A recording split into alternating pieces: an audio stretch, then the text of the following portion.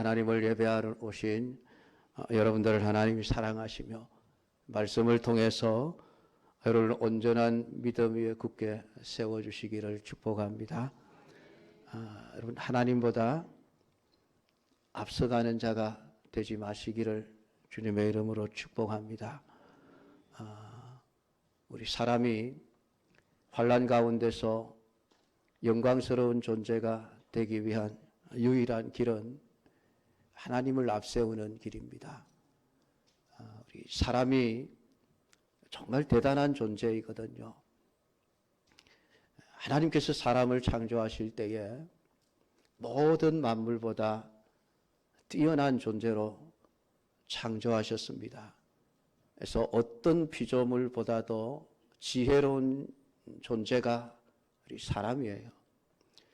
왜냐하면 만물을 다스리고 통치하는 지위를 주시기 위해서 그들을 충분히 통치하고 다스릴 수 있는 지혜로운 존재로 우리 사람을 만드신 거예요. 인간의 지혜가 얼마나 대단한지는 인간이 이루어놓은 발전된 문명의 모습을 보면 충분히 고개를 끄덕일 수 있을 겁니다. 지난해 2022년 올해의 10대 혁신과학기술을 사이언스지가 발표를 했습니다.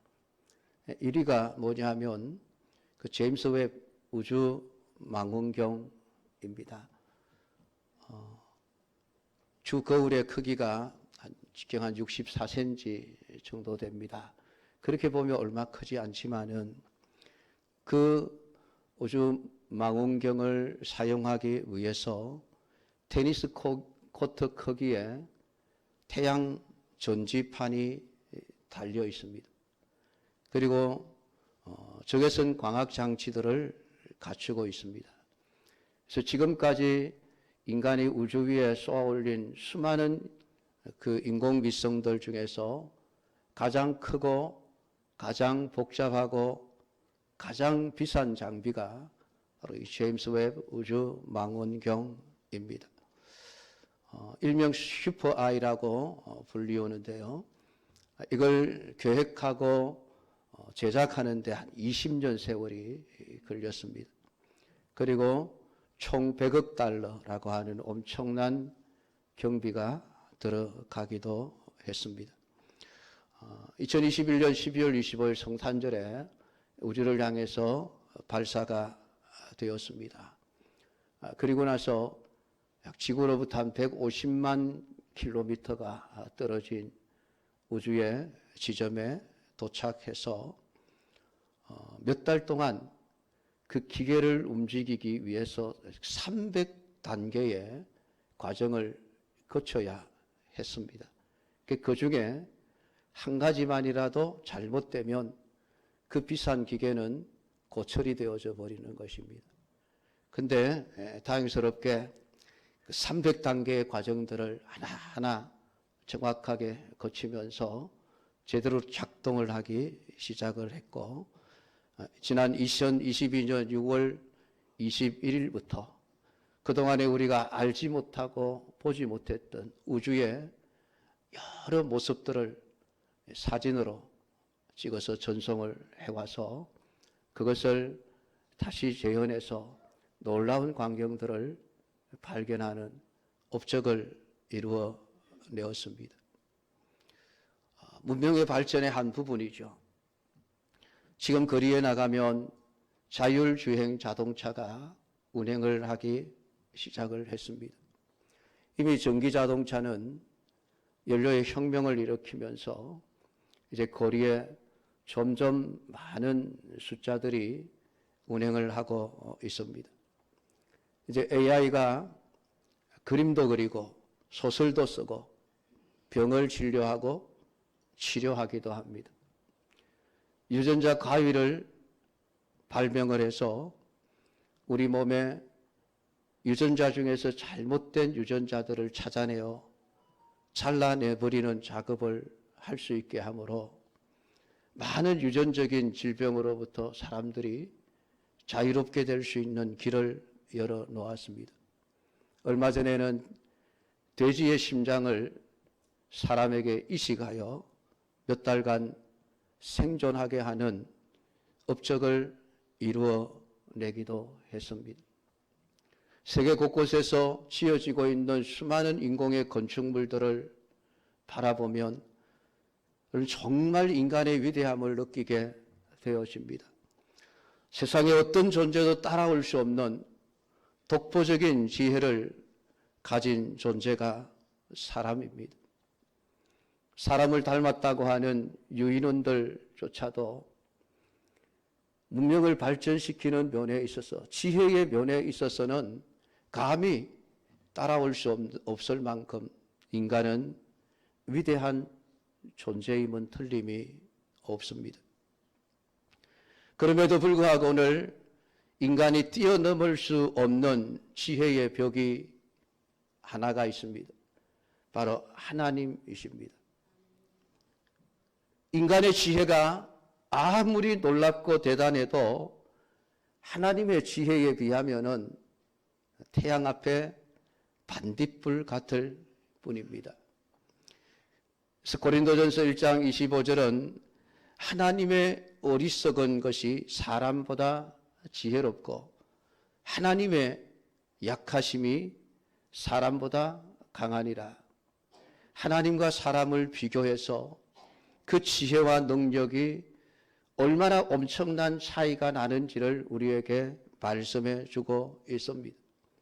이사야서 55장 9절에서는 하늘과 땅 차이만큼 하나님의 생각과 우리의 생각, 하나님의 길과 사람의 길이 차이가 난다 라고 표현을 해놓고 있습니다. 인간이 아무리 지혜로운 존재로 창조되었다 할지라도 이 인간을 창조하신 하나님의 지혜를 뛰어넘을 수는 없는 것입니다. 인간이 피조물로서 이 사실을 기억하고 인간의 지혜가 아무리 대단해도 하나님의 지혜보다는 앞설 수가 없다는 것을 인정하고 하나님의 지혜를 따르는 것, 그것이 진짜 지혜입니다. 그런데 인간은 자신들의 지혜를 보면서 모든 상황과 모든 사건에서 하나님보다도 앞서고자 합니다. 그것은 하나님의 지혜가 얼마나 놀라운지를 알지 못하기 때문입니다. 오늘 성경은 우리에게 하나님의 지혜와 인간의 지혜가 얼마나 차이가 나는지를 깨달은 한 사람을 우리에게 소개시켜 주고 있습니다. 다윗입니다. 우리는 다윗이라고 하는 인물을 너무나도 잘 알고 있습니다. 이스라엘에서 역대 왕들 중에서 가장 강력한 나라를 세웠던 인물이 다윗입니다. 어떤 왕보다도 믿음으로 살았던 왕이 다윗입니다. 이 다윗이 어떻게 역대 왕들도 이루어낼 수 없는 강력한 국가를 만들어낼 수 있었는지에 관해서 오늘 성경은 그 단초를 제공해 주고 있습니다. 마지막 17절은 다윗의 명성이 온 세상에 퍼졌고 여호와께서 모든 이방 민족으로 그를 두려워하게 하셨더라. 다윗 시대에 이스라엘 주위에 있던 대부분의 나라들을 굴복시켜 조공을 받는 강력한 국가를 이루어내었습니다. 다윗의 명성이 온 세상 사람들 앞에 퍼졌고 이방 모든 민족이 다윗을 두려워하여 감히 이스라엘을 침공할 엄두조차 내지 못하게 된 이러한 근본적인 원인이 어디에 있는가를 오늘 성경은 말씀을 해 줍니다. 다윗이 기름 부음을 받아 온 이스라엘의 왕이 되었다 함을 블레셋 사람들이 들었다. 8절은 그렇게 시작이 되어집니다. 우리가 아는 대로 다윗은 소년 시절에 양을 치는 목동이었습니다. 어느 날 아버지의 심부름으로 형들이 전쟁터에 나가 어떻게 지내는지를 알기 위해서 그 전쟁터에 왔다가 블레셋의 장군인 골리앗을 보고 두려워 떨고 숨고 도망가기에 바쁜 이스라엘의 군인들을 보면서 당당하게 앞장서서 돌멩이 하나로 골리앗을 쓰러뜨리고 이스라엘을 승리케 했던 놀라운 업적을 이루어낸 인물이 다윗입니다. 그러나 그 이후 다윗은 10년 이상의 세월 동안 사울 왕에 의해서 끊임없이 죽음의 위기를 넘겨야 하는 참 힘든 세월을 보내어야만 했습니다. 하나님께서 다윗을 기름 부어 사울의 뒤를 이어 이스라엘의 왕으로 세우겠다고 약속하셨지만은 그 약속은 당장에 이루어지지를 않았습니다. 죽을 위기를 여러 번 겪으면서 어느 순간에 유대의 왕이 되어 헤브론에서 7년 6개월을 통치하게 되어집니다. 사울이 죽고 난 이후에도 여전히 사울의 그 후손들이 북쪽 이스라엘을 다스리고 있었습니다. 그러다가 결국 나라가 통일되면서 지금 통일왕국의 왕이 된 것입니다. 그 소식을 블레셋 사람들이 들었습니다. 듣고 모든 블레셋 사람들을 거느리고 다윗을 찾으러 올라왔다. 단순히 다윗을 찾으려는 게 아니죠. 다윗을 죽이기 위한 목적으로 지금 블레셋의 온 군대가 이스라엘을 공격해 왔다는 이야기입니다. 이 블레셋과 이스라엘의 관계는 블레셋은 늘 갑이었고 이스라엘은 늘 을의 관계였습니다. 제대로 이스라엘 백성들이 이겨본 적이 별로 없습니다. 여호수아가 가나안 땅을 정복할 때에도 이 블레셋 땅은 온전히 정복하지를 못했습니다. 지중해 해변에 있는 아주 조그마한 나라임에도 불구하고 강력한 철병거를 가지고 있으면서 강력한 군대를 가진 나라였기에 이 블레셋을 제대로 빼앗지를 못한 채 가나안 땅 정복 전쟁을 끝마쳐야만 했습니다. 사사시대에 이스라엘 백성들을 괴롭혔던 민족들 중에 하나가 블레셋입니다. 마지막 사사로 불리어지고 있는 삼손이 엄청나게 힘이 센 사람이었지만은 그 놀라운 힘으로도 블레셋을 완전히 물리치지를 못하고 결국은 블레셋에 의해서 비참한 최후를 맞이하게 되어집니다. 사사시대가 끝나고 사무엘 시대에 들어서서도 여전히 이스라엘을 괴롭히는 나라는 블레셋이었습니다.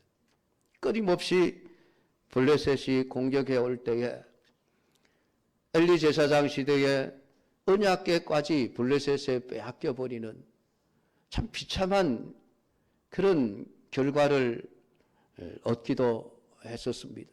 물론 하나님께서 다시 언약궤를 이스라엘로 돌아오게 하셨습니다마는 늘 이스라엘은 블레셋 앞에만 서면 작아지는 것이었습니다. 이길 수 없는 난곡불락의 나라였습니다. 그런데 다윗이 블레셋이 자랑하던 그 거인 골리앗을 죽여버리고 전쟁에서 이스라엘을 성리케 했습니다. 블레셋에게 있어서 이 다윗은 어쨌든 없애야만 할 중요한 인물 1순위에 드는 사람이었습니다. 사울에게 쫓겨다닐 때에는 별로 힘이 없었기에 다윗을 중요하게 여기지 않았습니다. 그런데 이제 통일왕국의 왕의 자리에 다윗이 올랐습니다. 블레셋으로서는 비상이 걸릴 수밖에 없는 겁니다. 그 위대한 장군 다윗, 이스라엘은 겁나지 않은데 다윗만은 겁이 날 수밖에 없는 것입니다. 그래서 모든 블레셋 군대를 거느리고 지금 다윗을 죽이겠다고 전쟁을 일으킨 상황이 되었습니다. 여러분이 만약 이러한 상황에서 문제를 해결해야 할 책임자라고 한다면은 어떤 태도를 취하겠습니까? 보통의 왕이라고 한다면은 적의 진지에 정탐꾼을 보내어서 적의 군사가 숫자가 얼마나 되고 무기는 어떤 것이 있고 아마 그런 정보들을 수집을 하고 자기 군대들의 정보들을 취합해서 비교하면서 어떻게 하면 이길 수 있을 것인가, 어떻게 하면 적을 물리칠 수 있을 것인가, 참모들을 모아놓고 머리를 맞대고 회의를 하면서 전략을 세우게 될 것입니다. 그리고 하나님을 믿는 지도자라고 한다면은 하나님 앞에 기도하겠지요. 그런데 대부분의 믿음의 사람들이 이런 경우에 어떤 기도를 하게 될까요?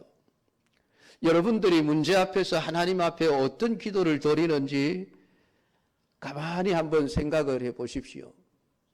아마 그것이 대답일 것입니다. 이런 문제 앞에서 우리 사람들은 하나님 앞에 기도할 때에 하나님 큰일 났습니다. 죽게 되었습니다. 빨리 구해 주십시오. 아마 그런 기도를 하게 되겠죠. 또 어떤 사람들은 스스로 지혜를 짜내어서 이 문제를 이렇게 하면 해결할 수 있겠구나 전략을 세우고 나서 그래도 불안해서 마지막으로 하나님 앞에 도움을 구하는 기도를 드릴 때에 하나님 내가 이렇게 할 테니까 내가 하는 일이 성공할 수 있도록 하나님 도와주십시오. 아마 보통은 그렇게 기도를 하실 겁니다. 근데 오늘 다윗은 달랐습니다. 적이 쳐들어 왔습니다. 블레셋 사람들이 이미 이르러 르바임 골짜기로 쳐들어 왔습니다. 지금 상황이 이스라엘에 굉장히 불리한 상황이 되어져 있는 것입니다. 이럴 때에 다윗은 밑에 부하 장수들을 모아놓고 어떻게 하면 이 문제를 해결할 수 있겠느냐, 어떻게 하면 블레셋을 물리칠 수 있고 우리가 승리를 얻을 수 있겠느냐 의견들을 제시해 봐라. 회의를 하지 않았습니다. 적들에게 정탐꾼을 보내어서 적들의 정보를 수집해 와라. 그러지도 않았습니다. 다윗이 블레셋 앞에서 가장 먼저 한 것은 하나님 앞에 엎드려 기도하는 것이었습니다. 그런데 그 기도의 내용 또한 너무나도 놀라운 것입니다. 일반적인 내용이 아니에요. 다윗은 여러분 전쟁터에서 잔뼈가 굵어진 인물입니다. 수많은 전쟁을 경험했을 뿐만이 아니라 많은 전쟁을 승리로 이끌었던 뛰어난 장군이었습니다. 오죽했으면 사람들이 사울에게는 천천을 돌리고 다윗에게는 만만을 돌렸을까요? 어떻게 하면 전쟁에서 이길 수 있는지 수많은 병법들을 알고 있는 사람이기도 했습니다. 그런데 다윗은 자신이 전쟁을 통해서 얻은 수많은 경험들을 통해서 전략을 세우기보다는 하나님 앞에 엎드려 기도하는 것을 선택했습니다. 그리고 그 기도의 내용은 하나님 내가 이렇게 싸울 테니까 하나님 도와주셔서 나를 이길 수 있게 해 주십시오가 아니었습니다. 오늘 10절을 보면 다윗이 하나님께 물어 이르되 내가 블레셋 사람들을 치러 올라가리이까 주께서 그들을 내 손에 넘기시겠나이까. 이게 다윗의 기도였습니다. 하나님 내가 이렇게 할 테니까 이렇게 될 수 있도록 도와주십시오라고 하는 기도가 아니라 모든 것을 하나님 앞에 맡겨버립니다. 하나님 지금 이 상황 속에서 내가 어떻게 해야 되겠습니까? 하나님께 질문을 던지고 하나님의 답을 기다리는 기도를 드린 거예요. 이게 놀라운 다윗의 믿음입니다. 일반적인 믿음이 아니죠. 보통 사람들은 문제 앞에서 하나님 지금 이 문제를 해결하기 위해서는 돈도 필요하고요, 사람도 필요하고요, 능력도 필요하고요, 이런 필요한 것들이 이런 게 있으니까 하나님이 이런 걸 주십시오. 하나님이 도와주셔서 나로 하여금 이 문제를 해결하게 해주십시오라고 마치 모든 지혜는 자기의 머리에서 짜내고 하나님은 내가 짜내어 세워놓은 그 계획을 이루는데 협조자로서 능력을 빌려주는 그런 존재로밖에 여기지를 않는 것입니다. 자기가 하나님보다 앞서가는 것입니다. 그러나 다윗은 아니었습니다. 다윗은 언제나 하나님을 앞세웠습니다. 하나님, 내가 어떻게 해야 되겠습니까? 하나님께 질문을 던지고 하나님의 대답을 기다렸습니다. 이것이 참된 믿음이에요. 하나님께서 무엇이라고 대답하시든지 나는 그 말씀 그대로 순종하겠습니다. 서로 하나님께서 이 전쟁에 너는 패하라 한다 할지라도 그것을 그대로 받아들이겠습니다라고 하는 마음이죠. 무조건 이기게 해달라고 하는 것이 아니라 하나님의 뜻이 이기게 하는 것이면은 나를 이기게 해주실 것이고 하나님의 뜻이 나를 패하게 하는 것이라고 한다면은 나는 기꺼이 패배를 감수하겠습니다. 이런 그 믿음이 다윗의 믿음이었습니다. 그래서 하나님, 내가 블레셋 사람들을 치러 올라갈까요? 가라 하면 갈 것이고 가지 말라 하시면 안 가겠습니다라는 내용이죠. 그들을 내 손에 넘기시겠습니까? 넘기시면 내가 이길 것이고 하나님이 내게 넘기시지 않으시면 나는 패배할 것입니다. 그래도 괜찮습니다. 여러분, 이것이 다윗의 믿음이었습니다. 다행히 하나님께서 그에게 올라가라, 내가 그들을 네 손에 넘기리라 하셨습니다. 그 하나님의 말씀 한마디 앞에 다윗은 자신의 군대의 숫자가 얼마며 블레셋의 군대의 숫자가 얼마이고 그들의 군사력은 어떻고 우리의 군사력은 어떤지, 과연 마주 나가 싸워서 이길 수 있을 것인지 없은지를 따지지 않았습니다. 하나님의 말씀이 가라 하실 때에 그는 무조건 말씀에 따라 블레셋을 향하여 올라갔고 하나님께서 그로 하여금 승리케 하시는 놀라운 결과를 만들어 내었습니다. 두 번째, 블레셋 사람들이 다시 골짜기를 침범했을 때 다윗은 역시 마찬가지로 똑같은 신앙의 모습을 보입니다. 처음에 승리를 얻었으니까 교만해져서 내가 이렇게 대단한 사람인데 저 블레셋 사람쯤이야 얼마든지 내 실력과 내 재주와 내 능력으로 이겨낼 수 있어. 보통은 이런 교만한 자리에 빠지는 것이 사람입니다. 내가 한번 이겼으니까 이것이 마치 내 힘인 것처럼 생각을 하며 이번에도 충분히 이길 수 있어. 하나님을 제껴두고 자신이 앞서가면서 전쟁을 치러내려고 할 것입니다. 근데 다윗은 그러지 않았습니다. 또 하나님께 물었습니다. 하나님이 이르시되 마저 올라가지 말고 그들 뒤로 돌아 뽕나무 숲을 맞은편에서 그들을 기습하되 뽕나무 꼭대기에서 걸음 걷는 소리가 들리거든 곧 나가서 싸우라. 하나님께서 다윗에게 이번에는 이상한 명령을 주십니다. 마치 겁쟁이처럼 마주 나가서 싸우지 말고 숨어 있다가 그들을 기습해라. 그것도 아무렇게나 되는 대로 하지 말고 뽕나무 꼭대기 위에서 걸음 걷는 소리가 들리거든 그때 블레셋을 기습해라. 하나님이 말씀하셨습니다.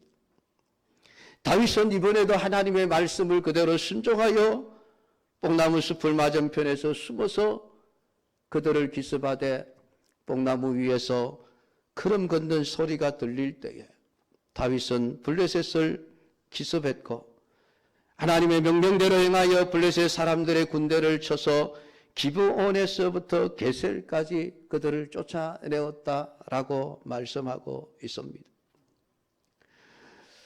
오늘 이 말씀의 뜻이 무엇입니까? 15절 하반절에 보면 너보다 하나님이 앞서 나아가서 블레셋 사람들의 군대를 치리라.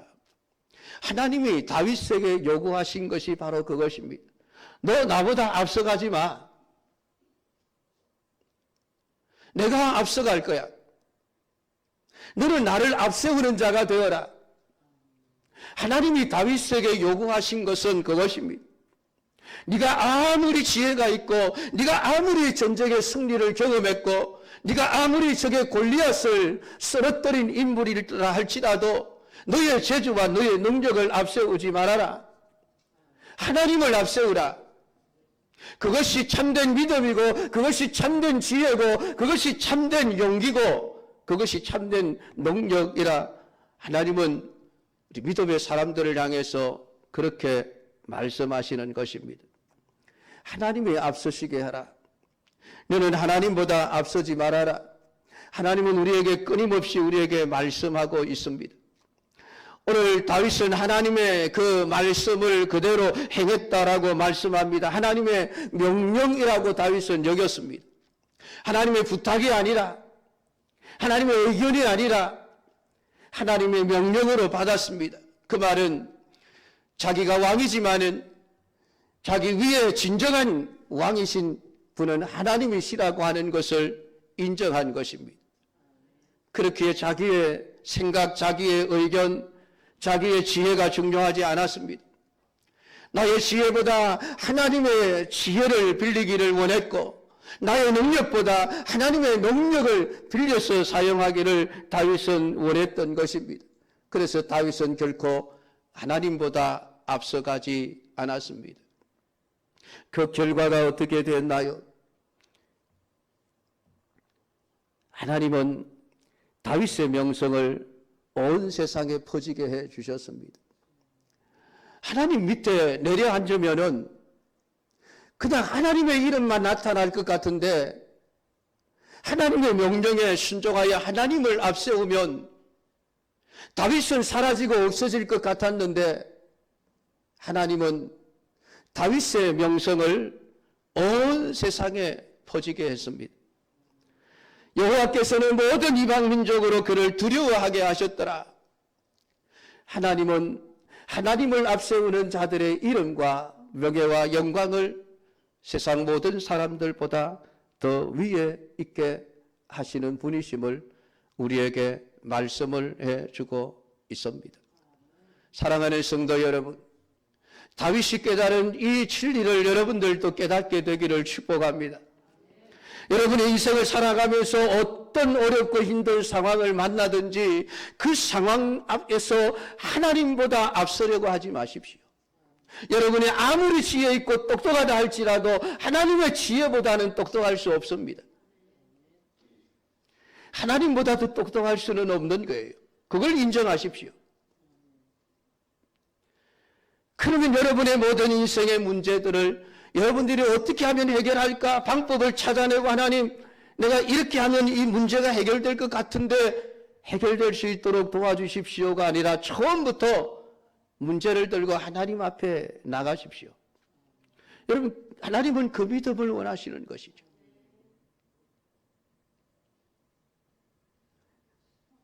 히스기야 왕이 아수르 왕의 대군이 쳐들어왔을 때에 자기 스스로 적과 싸우기를 계획하고 전략을 세우고 문제를 해결할 방도를 찾기 전에 그는 가장 먼저 하나님 앞에 그 아수르 왕의 편지를 올려드렸습니다. 하나님은 어떻게 할까요? 하나님은 하룻밤 사이에 아수르의 대군 18만 5천 명을 죽이시고 이스라엘로 하여금 성립케 하셨습니다. 오늘 우리가 믿음으로 산다라고 할 때에 자칫 잘못하면 우리가 자꾸 하나님보다 앞서게 돼요. 그리고 하나님은 뒤따라오면서 나를 수종드는 비서나 내 종처럼 여기게 되는 경우가 많습니다. 물론 우리가 스스로 하나님을 종이라, 하나님은 나의 비서라 그렇게 말하지 않습니다. 우리는 늘 하나님은 나의 주인이십니다. 주님이십니다. 하나님은 나의 힘이십니다. 능력이십니다. 우리는 늘 그렇게 고백을 합니다. 그런데 실제로 우리가 살아가는 삶의 그 현실 속에서 우리가 기도하는 내용들을 보거나 우리가 취하는 행동들을 보면은 언제나 내가 주인이 되어 있고 하나님은 내 뒤를 따라오며 나를 돕는 분처럼 여기는 것이죠. 그래서 우리가 다 계획을 세웁니다. 하나님 이렇게 하겠습니다. 이렇게 할 테니까 도와주십시오.